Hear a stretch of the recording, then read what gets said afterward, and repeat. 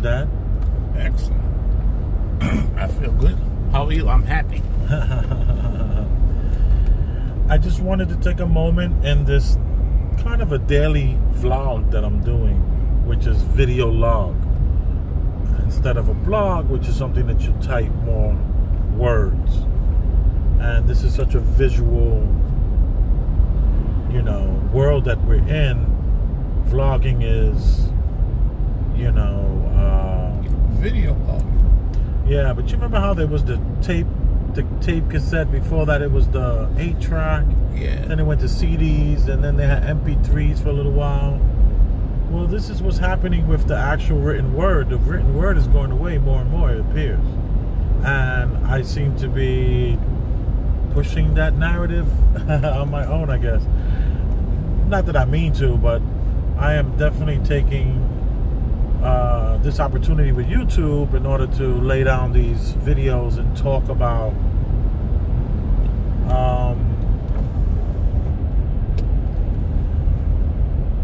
things that are, how do I say this? I need to talk about how intermittent fasting has changed me and how I relate to food. Whereas for the last 15 years, I've been relating to food in a very emotional way.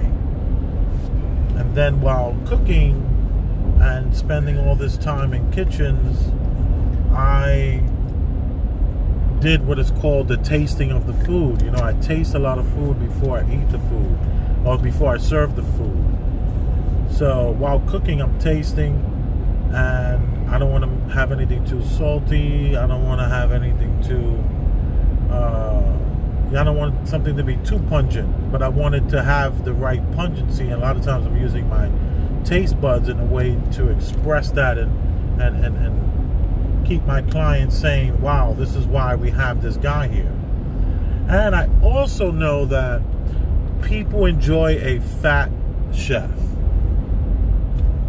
You're a fat guy and you're cooking food, it makes sense to people. Yeah, it shows you enjoy eating.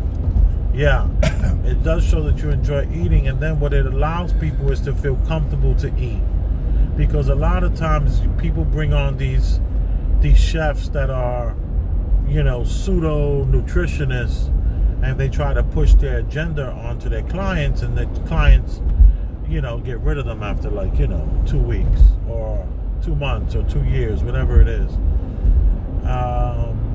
And I've been able to maintain a nice steady flow of clients that respect what I do and understand that me being fat has helped. And every genre, they have a certain look. And I think that of a chef would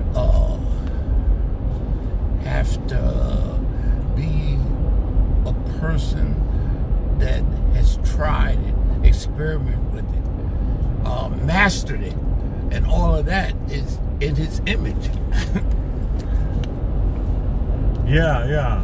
It's like, I remember there was a time where there was a debate about the weatherman being fat, like Al Roker. People like the fat Al Roker. They like the fat Oprah Winfrey.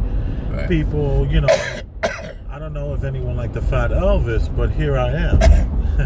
Yeah, but look, let me tell you how well-rounded you are, though, son. Okay, no pun intended, I'm sure. No, because I think one of the things you're enjoying about this new regimen that you're on, besides the advantages that it offers you for, those things you're concerned about, weight, but the discipline that it takes to do it is a challenge for you. Because without that, it couldn't occur. It couldn't happen. You couldn't be successful at it. So being pleased that you've were determined to start this regimen, it required discipline. And that's what you are applying. So that's the other good effect. Interesting. You see, to me, that's on the surface. I thank you. But I would like to say something about what you just said. this diet is actually allowed me not to have to be, what was the word you used? Discipline. I don't have to be disciplined on this diet any longer. I realized that because that's what discipline is about, to a point where it comes natural. I've seen you shut down at 10 o'clock and call it quits. Exactly. That takes discipline. Yeah, but let me just say this. What I like about this intermittent fasting is that once you separate your consciousness from that brain computer that's telling the body to move forward and how to do so, you only listen to the body for the most part. You don't listen to the thoughts in the brain that's trying to get you to eat something, that's saying, yeah, those temptations. And the reason, creating cravings. Yeah, and the reason why I didn't succeed on other diets that I have been on is because I lacked the discipline. And good point. This diet allows me to not have to rely on discipline. And because it's the different angle this is using is that it's developing. Excuse me. It's developing it. It's developing the discipline without you being conscious of it, because of what is required for you not to have that craving, to shut that desire down at a certain time, to maintain this. Yeah, I get that. Let me give you an example of my day-to-day. Yeah, please. Okay? So by 2 p.m., I can eat whatever I want until 10. Exactly. I've seen you actually employ everything.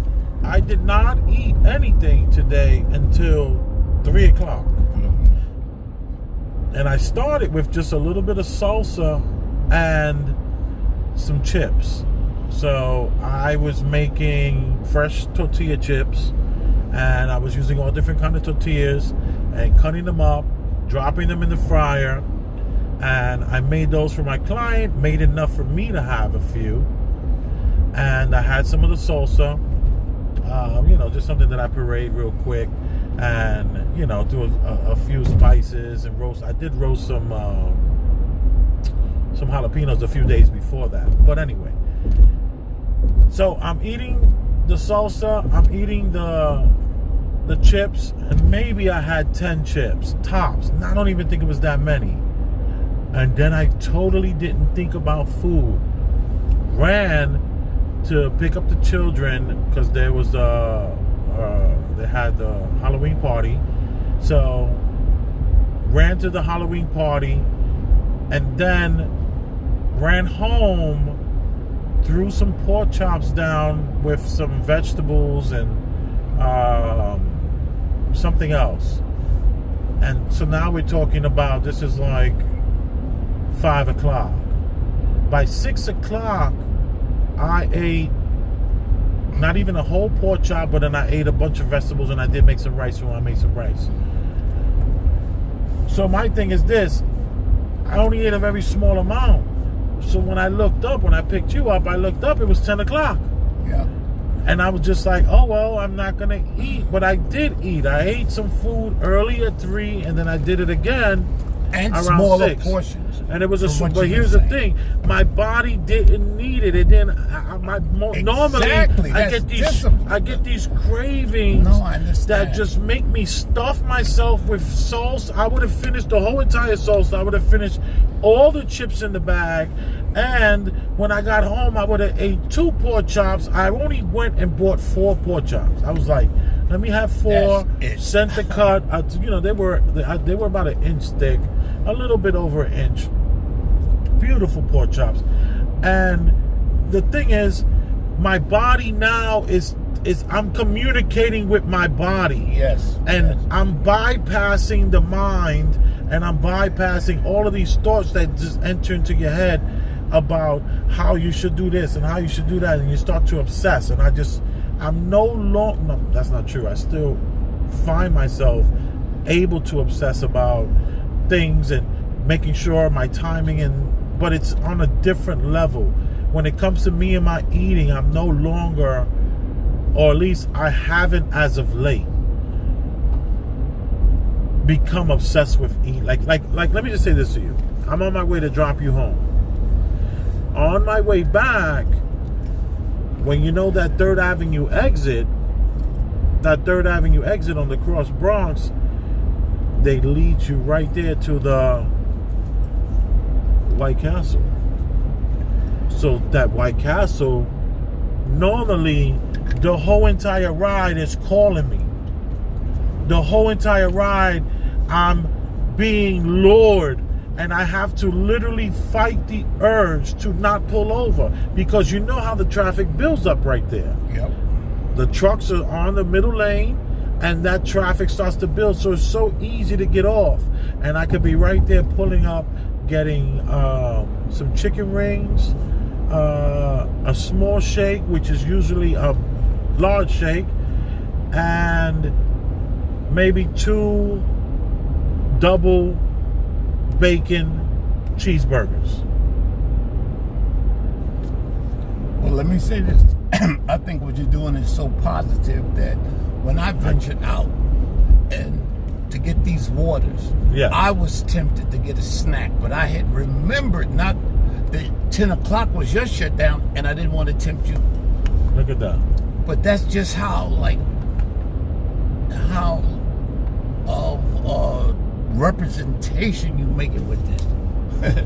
I appreciate that, but you should be able to have a little snack if you want to, and not worry about the guy who's intermittently fasting. But once again, when you see somebody is taking action or in the process of achieving something, I think that I would rather more encourage it and try and participate by being encouraging than being inconsiderate, Yeah. Because I know of the temptation. You just got finished speaking of it. That's what made me bring that up. Yeah. So the great thing about the intermittent fasting is that when I drive by exit 3, or not exit 3, the 3rd Avenue exit, I don't remember the number of the exit, but when I drive by that 3rd Avenue exit, I notice that I'm already passing Jerome when I think about the food. Mm-hmm. So now I've made it to the next exit. Yeah. It's not that the idea of stopping is no longer existing. It's just that the fight for that thought to take over my brain is almost diminishing. I'm able to control it now. Now I'm able to stop that thought because what the thought does is it makes you hate yourself. The thought makes you hate yourself. Every time you lose that control and you pull that turn, you make that turn, it's as if we're feeding the system to some degree. This system of things that we live in is possible. Which is the devil. And that's what the temptation is, to just narrow it down. Oh, yeah. Yeah, that's a great way of looking at it. I never used the word the devil, but I recognize it that. It covers a lot of ground. Yeah, it does. It definitely. Because if it's not him directly, he could use any situation, because that's what he's about. He came first to lie, steal, and destroy. And he uses temptation. You heard what that book First I'll Tell us that time when you had listened to it, the interview with how to out-trick or outwit. Remember I sent you a link? Well, anyway, it just says that that's everything. That's like how we credit God would be any good thing that happened in our life. Any unpleasant thing that's making us have that feeling that you just described. Yeah. About falling victim to the temptation and not being disciplined enough to reject it. Yeah. But now you can. And that's what you're actually doing. You're getting now better. I'm getting better at it. I'm basically, maybe the timeline has helped. I'm looking for a time in which I can stick to it. So 10 o'clock lately has been a great time for me.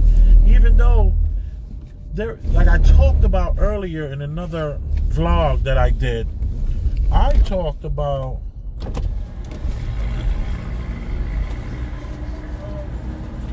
how you doing? So what you just said before that? You said, I said happy birthday, some shit. What are you talking about? Can I have a receipt too, love? Yeah. Yeah, all right. There you go. Take care. Have a good weekend. So, boo, I still know.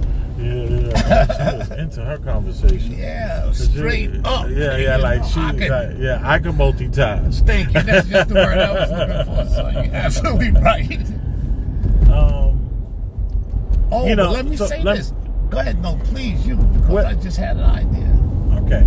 Well, be careful with those thoughts, especially the ones It's that not jump a into your thought. head. It wasn't a thought. It wasn't a Okay. thought. No, Because, you know. It was actually inspiration.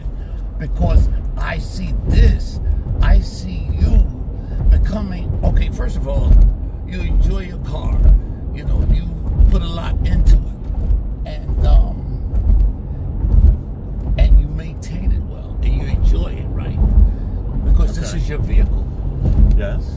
You are now becoming 80% consciousness, and the consciousness is telling you, it's got to treat its vehicle better, because that's what's carrying around your consciousness. That can't let you have a disappointing thought just based on, you know, how you change it as far I as have to the keep diet. it real. I kind of don't know if I got that. I don't know if I got it either. I don't know if I delivered the property. I got stuff. All right. No worries. Yeah. No, but I'm just saying your consciousness, your body now is the vehicle for your consciousness. You The see my body point? now is the vehicle for Yes, my consciousness. Exactly. Exactly. So, since that's your vehicle, the consciousness is dictating to take better care of it. Oh, good analogy. Now I totally get that analogy. That's a great analogy. It's like the way you're taking care of your vehicle, you're in charge of that. A vehicle You're not, that gets you're you not around. letting. It has to function for you. Well, the body has to function for your consciousness, your higher consciousness. Yes, and the brain has tricked the body, the consciousness into believing that they're one and the same.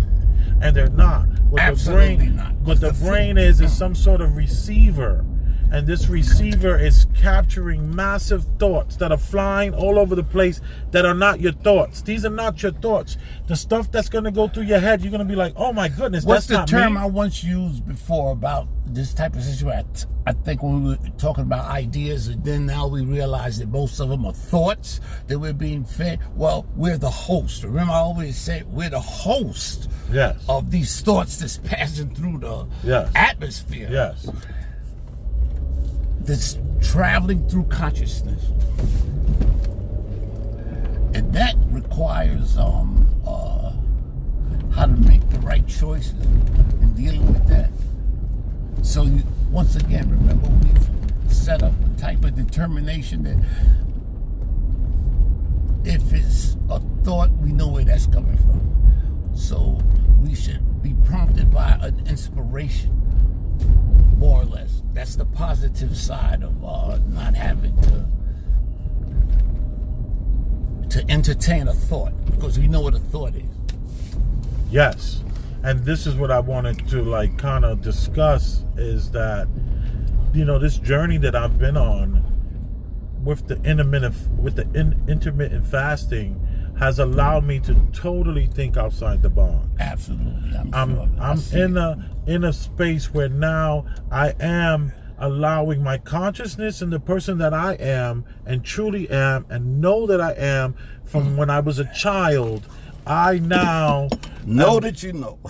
yeah, I am now wanting to live forward in that, more so than allowing the thoughts to come into my head and tell me that you're this and you're that and you're bad and you're great and you're fat and you look fine and that shirt looks good, but no, it doesn't, and people are looking at you and they're laughing, and you start going through this whole entire craziness, and you're just trying to make it to work on time and pay your damn rent.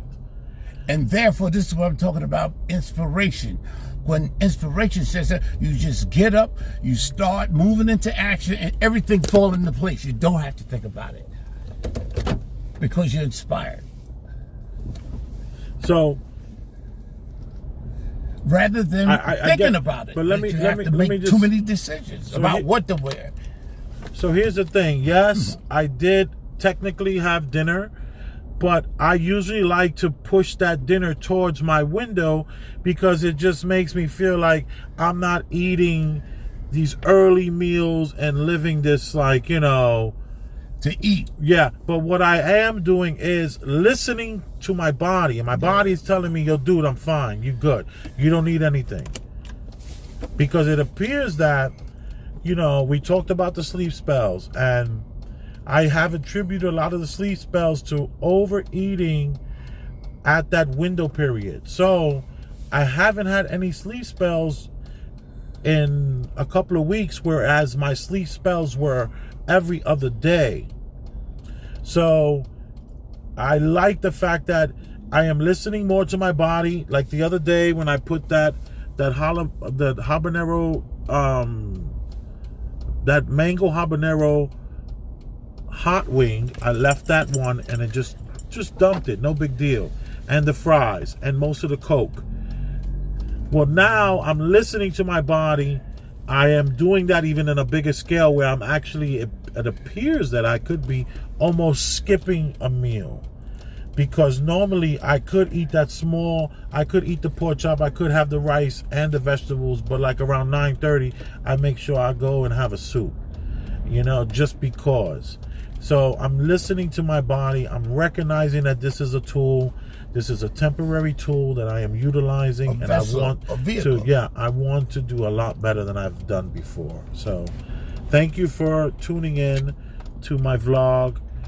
Thank you for being present with me in this moment. I'm not sure how you got here, whether or not someone brought you here by sharing this, or you did a search for this, but I'm what you popped up with, and I appreciate you. And I would like you to know that whatever brought you here, I'm happy that you're here. And I want to add something. Listen, he was communicating with me, and I have to honestly admit, I'm not the one driving. I'm sitting back, enjoying myself, enjoying his company, and I'm stoned. So that can explain the kind of, at some point in the past conversation, I got stuck. We're good. No worries. Thank you. That right there is nothing that's necessary. We don't need to be apologizing for anything that we're doing for the most part. We don't want to be rude, but you do not need to. See, what my dad just did is because he got caught in his thoughts. He realizes that I'm shutting this down, and I'm shutting it pretty fast. So he wants to interject because he's thinking about what you're thinking about. And that's not necessary. Your thoughts are your own. They're private. He has no reason to ever push anything that he feels, because it just thought popped in his head. If it pops in your head, it's evil. It's not a brilliant idea. It's not. What it is something that's there to take away from who you are. Intermittent fasting has helped me recognize that I was not being lazy. I was not being undisciplined. I was not being a million things. You know the words. They're in your head every day, and they're popping in and out, like as if it's a game. Take back your brain and your body, because your consciousness is totally who you are. And I look forward for us doing this again. Thank you. Boom. That was